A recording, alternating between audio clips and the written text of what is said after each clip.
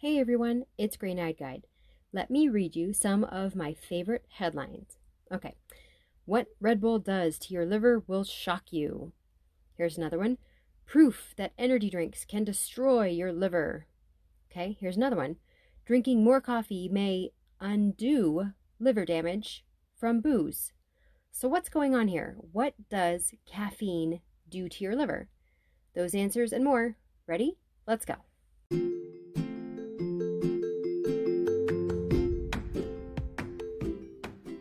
Welcome to the Caffeine at Midnight podcast, a short, no BS, science-based podcast for people who drink caffeine and work beyond the 9 to 5.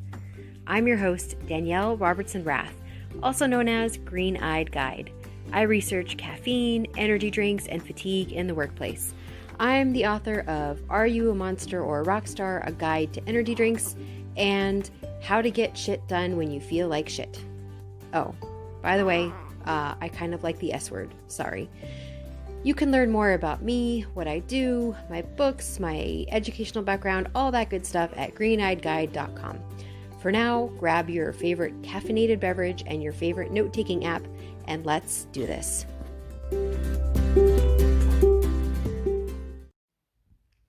Apologies in advance if you hear the sounds of my bulldog or my baby in the background.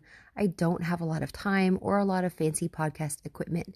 What I do have is a lot of passion, and the Anchor app allows me to share that passion with you, dear listeners. If you are considering your own podcast, I highly recommend using Anchor. It's completely free. You can record, edit, and publish right from your phone, and Anchor distributes to Spotify, Stitcher, Apple, and all the other podcasts. You can download the free Anchor app or go to anchor.fm to get started.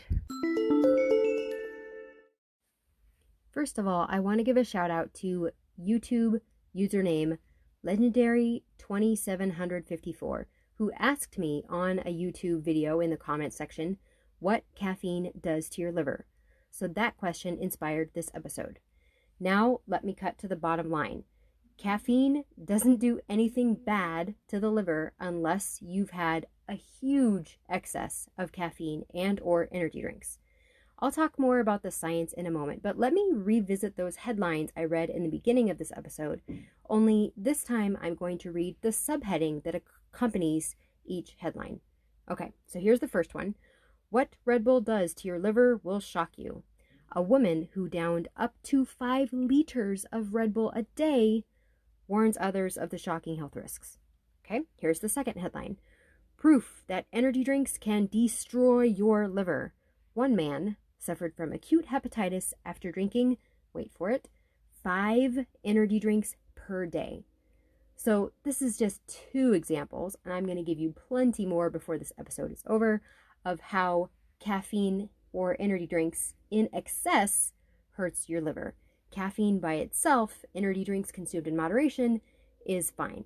And we'll talk more about how coffee helps your liver in a second.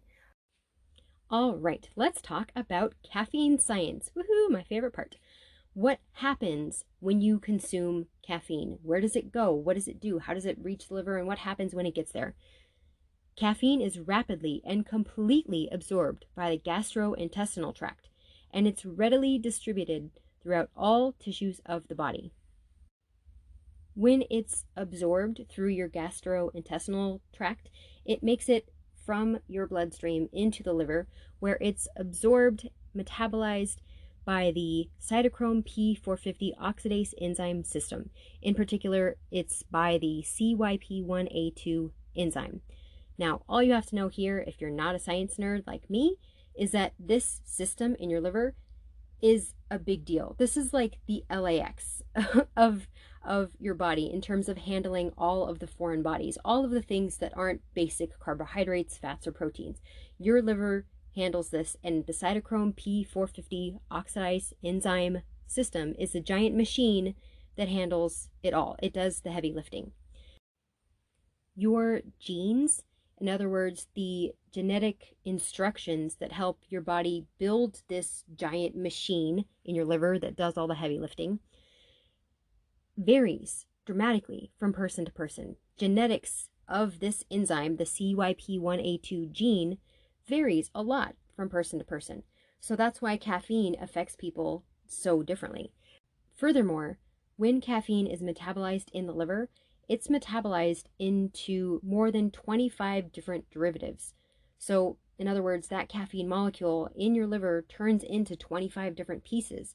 And how your body handles those 25 pieces also introduces variation, which leads to you reacting to caffeine in different ways than your siblings, your neighbors, your friends.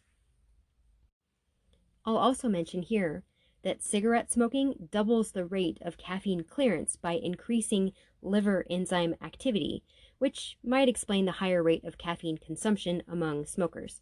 Also, substantial alcohol intake increases the half-life of caffeine, meaning it decreases its clearance, meaning alcohol makes caffeine stay in your body longer, probably because your liver is so busy processing the alcohol it doesn't have time to process the caffeine. In conclusion, your liver is very good at metabolizing caffeine.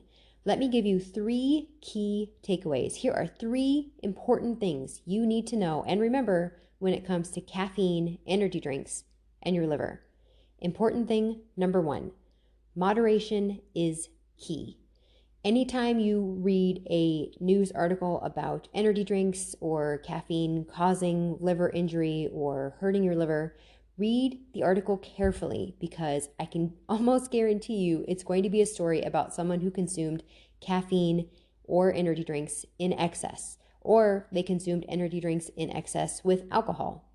As a general rule, you want to stay under 400 milligrams of caffeine.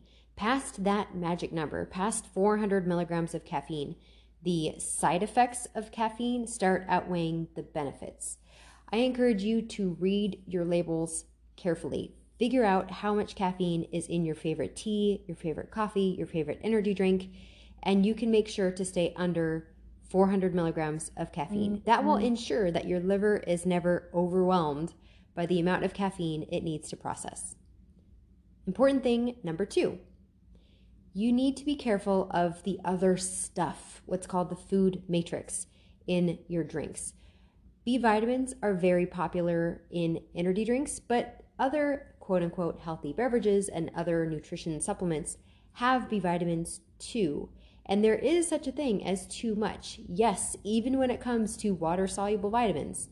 Specifically, niacin, which is vitamin B3, is something that can damage your liver if consumed in excess. You want to look at the percent daily value of niacin and try not to go over 100%. If you go over 30 milligrams of niacin, you might start to feel what's called a niacin flush, which is like a warmth of the cheeks, some mild itching. That usually happens around 30 milligrams of niacin. So you'll definitely feel the niacin flush before you feel any kind of liver damage, but just be really careful about the other stuff, the other ingredients in your drinks. Important thing number 3, coffee can actually help your liver. This is something that's interesting because it's not just coffee, it's also decaf coffee, as well as some of the energy drinks that use coffee as a base, as a source of caffeine. Let me read you an excerpt from a research paper called Coffee and Liver Disease.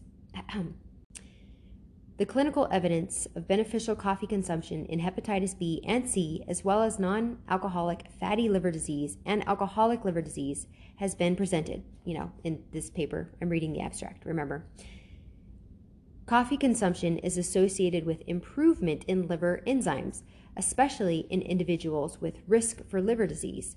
Coffee intake of 2 cups per day in patients with pre-existing liver disease has been shown to be associated with lower incidence of fibrosis and cirrhosis, as well as decreased mortality. Again, this was an excerpt from a research paper called Coffee and Liver Disease.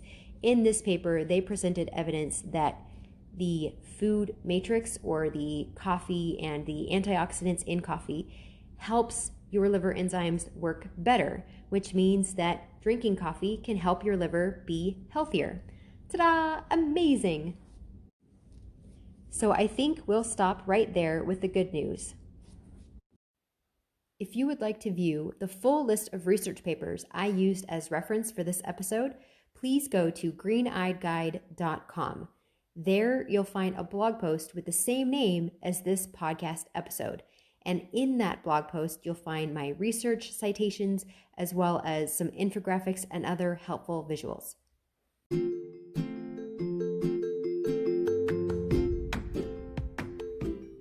I hope this was helpful. If you enjoyed this episode, I would really appreciate it if you shared it with just one person. Word of mouth works great. If you share the podcast link or a screenshot of this podcast on social media, please tag me at GreenEyedGuide so I can give you some love in return. You can also leave a review. No, not on Apple. I'm Team Android, so I can't see those anyways. Go to Google Maps, type Green-Eyed Guide, and you'll be able to leave a review for me there.